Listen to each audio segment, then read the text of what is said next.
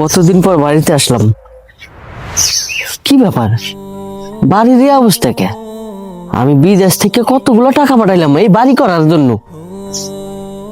আর বাড়ির এই অবস্থা। ভাই ভাই, কি ব্যাপার? বাড়িতে কোনো লোকজন নাই, সবাই গেল কই? ভাই তুই কেমন আছো? হঠাৎ করে আই বললি, কিছু জানাইলিও না। ভাই তুই ভালো আছস? ভালো কি তোমরা আমার রাখছো? তোমরা যে এই বাড়ি করার জন্য আমার কাছ থেকে লক্ষ লক্ষ টাকা নিছো, সেই বাড়ি কই? টাকা পাঠাইছো? কার কাছে টাকা পাঠাইছো? ও, তোমরা কোনো কিছুই বুঝতে পারতেছো না না? আমি যে প্রবাস থেকে খাইয়া না খাইয়া 50 লক্ষ টাকা পাঠাইছি এই বাড়ি করার জন্য, সেই টাকা কই? ভাই এটা তুই কি কর? 50 লক্ষ টাকা পাঠাইছিস মানে? আমরা তো কোনো টাকা পয়সা পাই নাই।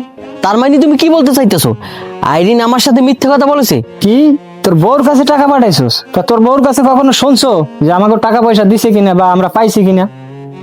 অবশ্যই শুনেছি, সে তো বললো তোমার বড় ভাইয়ের কাছে আমি সব টাকা পাঠাই দিছি। কি তোর বউ কইছে? তুই হেডাই বিশ্বাস করে নিলি? একবার আমাকে কাছে জানতে ইচ্ছে হলো না তোর যে আমরা টাকা পাইছি কিনা, তোর বউ টাকা দিছে কিনা?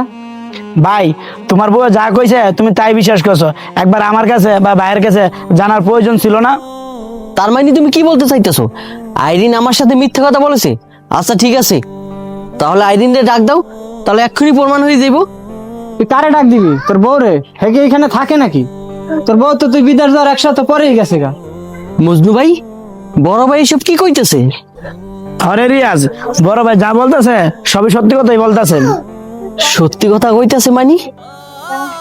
তাহলে তো আমি প্রবাস থেকে এত কষ্ট করে যে টাকাগুলি পাঠাইছি, সে টাকা তো তোমাকে 1 টাকাও দেয়নি। আর তুই এসে কস আমি টাকা পাঠাইছি, বাড়ির এই অবস্থা কেন? একবার তো খবর নেস নাই। বড় ভাই, তোমরা সব কি কইতেছো? আমার মাথায় কিছুই ঢুকতেছে না। আচ্ছা ঠিক আছে, তোমরা থাকো, আমি আইরিনের নিয়ে কখনই আইতেছি।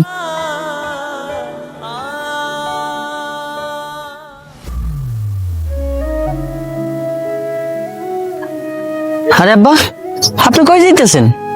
এই যে আব্বু একটু বাজারে যাইতে আছি। কি রে রিয়াজ, তুমি কোন সময় আইছো? এই যে কিছুক্ষণ হইলো আইলাম। আচ্ছা ঠিক আছে, চলেন আপনার বাড়িতে চলেন, আমি আইরিনরে নিতে আইছি। আইরিন? কি কমু বাবা, দুঃখের কথা, তুমি বিদেশ যাওয়ার পর আইরিন অন্য একটা ছেলের সাথে চলে গেছে, আমার সাথে আর যোগাযোগ করে না। কি কইলেন? চইলে গেছে মাইনি? আপনি কি আমার সাথে ভাইজলেমি করতেছেন? দেখেন, এই নাটক বাদ দিয়া তাড়াতাড়ি চলেন, আমি আইরিনরে নিতে আইছি।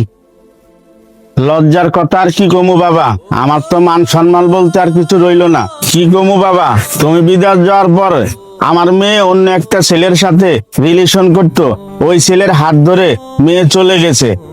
তারপরে বাবা সে কোথায় গেছে, কিভাবে আছে, কার সাথে থাকে, আমি কিছুই জানি না বাবা, কোনো খোঁজ খবরই তার পাই না আমি। আব্বা, আইরিন আমার সাথে এত বড় একটা প্রতারণা করতে পারলো?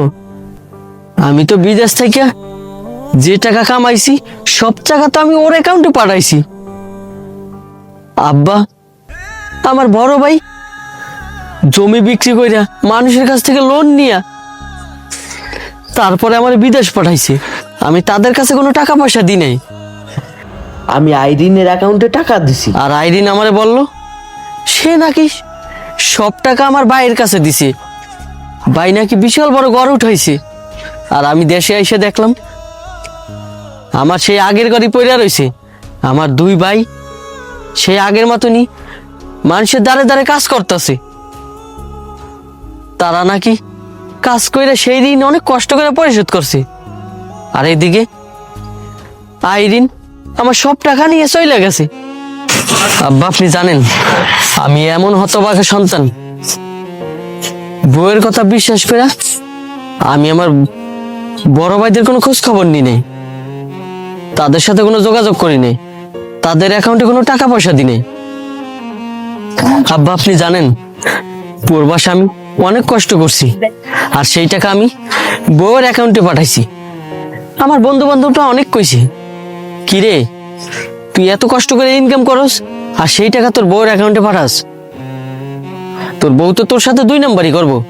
কিন্তু আমি তাদের কথা বিশ্বাস করিনি, আমি কইছি স্বামী স্ত্রীর ভিতরে যদি বিশ্বাসটাই না থাকে তাহলে তো ভালোবাসাই থাকবে না। এখন বুঝতেছি আমি অনেক বড় ভুল করছি। আমি যদি তখন তাদের কথা শুনতাম তাহলে তো হয়তো আইস এই দিনটা আমার দেখতে হইতো না। বাবা, তোমাদের প্রবাসীদের একটে দোষ, নিজের কাছে টাকা পয়সা না রাইখা সব টাকা স্ত্রীর নামে ফাটাইয়া দাও। আজকে তোমাদের এই কারণে এত কষ্ট ভুগতে হয়। কেন তোমরা তোমাদের অ্যাকাউন্টে টাকাটা রাখলে কি সমস্যা হয়? বাড়িতে যেই টাকাটা খরচ হয় মাসে, ওই টাকাটা ফাটাইলে তো চলে।